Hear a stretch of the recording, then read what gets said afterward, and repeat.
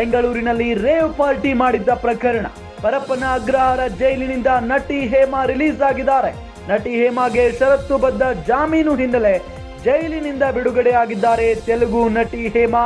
ಜಾಮೀನು ಮಂಜೂರಾಗಿ 2 ದಿನಗಳ ಬಳಿಕ ಬೇಲ್ ಸಿಕ್ಕಿದೆ.